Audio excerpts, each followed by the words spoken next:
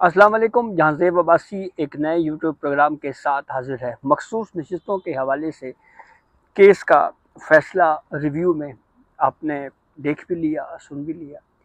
उसके बाद खैबर पख्तूनख्वा असम्बली की अगर हम बात करें तो जहाँ पे 21 जुलाई को सेनेट के इलेक्शन होने हैं, वहाँ पे जो खाली नशिस्तें हैं उनके ऊपर, वहीं पे खैबर पख्तूनख्वा की सूबाई असम्बली में जो मखसूस नशिस्तें हैं उनका हल्फ नहीं हो रहा। और इस मामले पे स्पीकर खैबर पख्तूनख्वा असम्बली को इलेक्शन कमीशन ने भी खतूत लिखे। इसके अलावा भी ख़त किताबत हुई, लेकिन वो ये ज़िम्मेदारी अदा करने में नाकाम हुए हैं या अदा नहीं कर रहे, तो इसलिए अब ये मामला दोबारा आला अदलिया पे आ गया है। वहीं पे सेनेट इलेक्शन के मामले के ऊपर वोटों की खरीदो फरोख्त का जो मामला है, उस हवाले से भी एक अहम इंकशाफ जो है वो सामने आया है। तो इस वीडियो में तफसील से इस मामले पर बात करेंगे कि मखसूस नशिस्तों के रिव्यू केस के फैसले के बाद की जो पैदा होने वाली सूरत हाल है, उसकी लेटेस्ट डेवलपमेंट है क्या। तफसीलात में जाने से पहले एक आपसे रिक्वेस्ट ज़रूर है कि चैनल को सब्सक्राइब कर लें ताकि नई आने वाली वीडियो या अपडेट आपको बर वक्त मिल सके। सबसे पहले तो आपको बताएं कि मखसूस नशिस्तों पे जो रिव्यू था उसको एक्सेप्ट किया गया। मुस्लिम लीग नून का, पीपल्स पार्टी का ये रिव्यू जो है उसको मंजूर किया गया। इलेक्शन कमीशन के फ़ैसले को, पेशावर हाई कोर्ट के फ़ैसले को बरकरार रखते हुए जो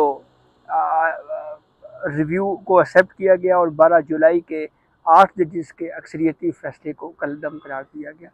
उसके बाद इलेक्शन कमीशन में इजलास हुआ। इलेक्शन कमीशन ने इजलास में इन तमाम मेंबरान को जिनको डी नोटिफाई कर दिया गया था, उनको दोबारा नोटिफाई किया गया, बहाल किया गया। उसके बाद मामला होना था ओथ टेकिंग प्रोसेस का। कौमी असम्बली की हद तक तो बात करें तो वहाँ पे तो ओथ वाला मामला हो चुका था। खैबर पख्तूनख्वा की हद तक, असम्बली की हद तक अगर बात करें तो वहाँ पे ये कंट्रोवर्सी थी।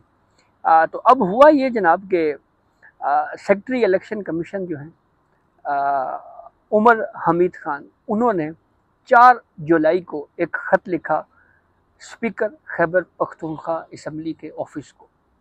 उस ख़त में आर्टिकल 65 का हवाला दिया गया और कहा गया कि एक शख्स जो इलेक्ट हुआ हो वो हाउस में उस वक्त तक ना बैठ सकता है और ना ही वोट कर सकता है जब तक उसने हल्फ ना लिया हो।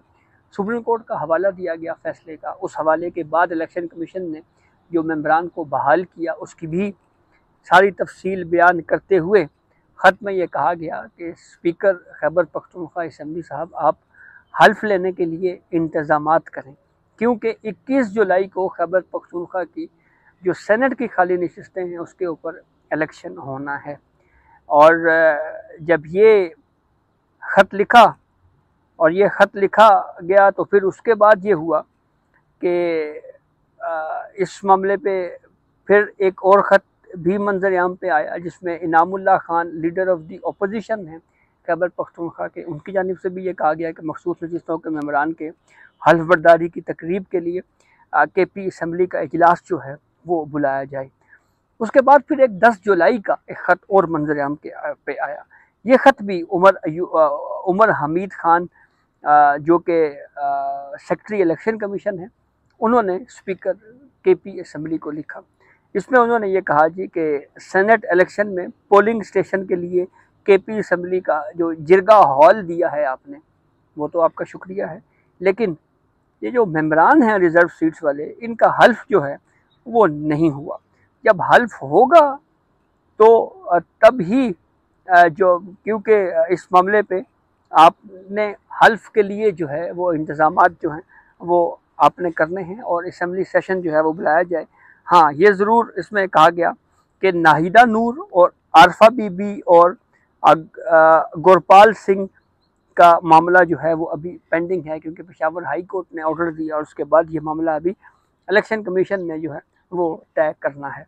अच्छा, इसके जवाब में फिर जो एक्टिंग सेक्रेटरी हैं KP के स्पीकर ऑफिस के, उनके जानिब से एक 9 जुलाई का एक ख़त मंजर आम के ऊपर आया।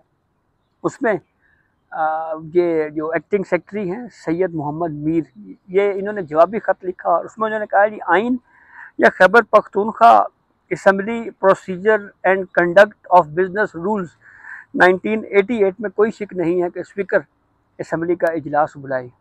जब असम्बली सेशन में होगी तो हल्फ तभी होगा। उन्होंने कोरा जवाब दे दिया। जब वो जवाब दिया तो फिर उसके बाद जो है वो 7 अरकान असम्बली जो हैं उन्होंने ख़त लिखा है chief justice of Pakistan Yahya Afridi को और chief justice Peshawar high court Atiq Shah साहब को।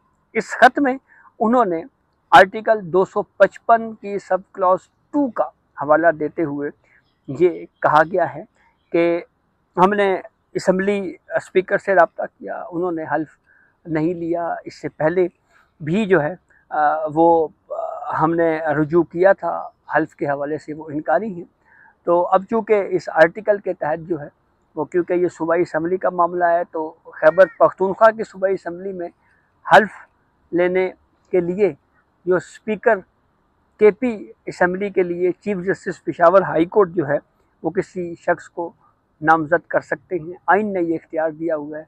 अच्छा, ये बात भी है मैं कि 26वीं तरमीम में ये आर्टिकल 255 के सब क्लॉज 2 जो है वो आई थी, तो उन्होंने इसका हवाला दिया। साथ ही सुप्रीम कोर्ट के रिजर्व सीट्स का जो रिव्यू का फैसला है उसका हवाला दिया गया। इलेक्शन कमीशन की जानिब से मेंबरान को बहाल करने की बात भी की गई। और फिर आखिर में chief justice Peshawar high court, जो हाल ही में chief justice Peshawar high court मुस्तकिल बुनियादों के ऊपर अक्सरियती जुडिशल कमीशन के फैसले के बाद बने हैं, उनसे ये रिक्वेस्ट की गई है कि आर्टिकल 255(2) के तहत आप कोई ऐसा फ़र्द, ऐसा शख्स नामजद करें जो हमसे हल्फ ले, क्योंकि आइन जो है वो आपको ये इख्तियार देता है कि आप ये नामजदगी कर सकते हैं। इस खत की copy chief justice of Pakistan Yahya Afridi को भी सीसी की गई है और उसके साथ साथ ये ख़त जो है वो भिजवाया, इसमें chief justice Peshawar high court को भी भिजवाया गया है।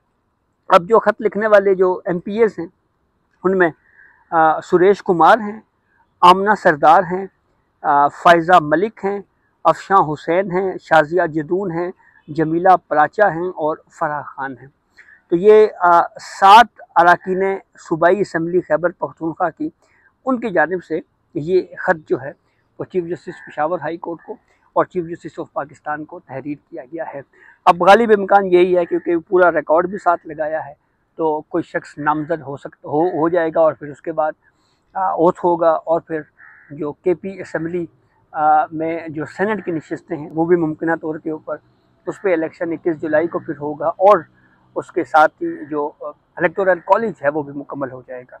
अब दूसरी तरफ खैबर पख्तूनख्वा में सेनेट इलेक्शन में बोलियां लगने के हवाले से मीडिया में खबरें आई हैं। हुकूमती पार्टी के बाज़ अरकान असम्बली ने इंकशाफ किया कि सेनेट इलेक्शन में अपोजिशन के बाज़ उम्मीदवारों ने वोट लेने के लिए पैसों की ऑफ़र की है, जिस पर वज़ीर आला अली अमीन गंडापुर ने अरकान असम्बली से रिपोर्ट मांगी है। ये मुख्तलिफ TV चैनल्स इसको रिपोर्ट कर रहे हैं। एक्सप्रेस न्यूज़ ने भी इसके ऊपर खबर दी है और ये कहा है कि तहरीक इंसाफ ने 5 अगस्त को एहतजाज के हवाले से लायामल तय करने के लिए कल हफ्ते के रोज़ लाहौर में पार्लिमानी पार्टी का इजलास तलब किया है। PTI की पार्लिमानी पार्टी का इजलास गुज़िश्ता शब वज़ीर आला हाउस पेशावर में हुआ, जिसमें अरकान असम्बली ने शिरकत की।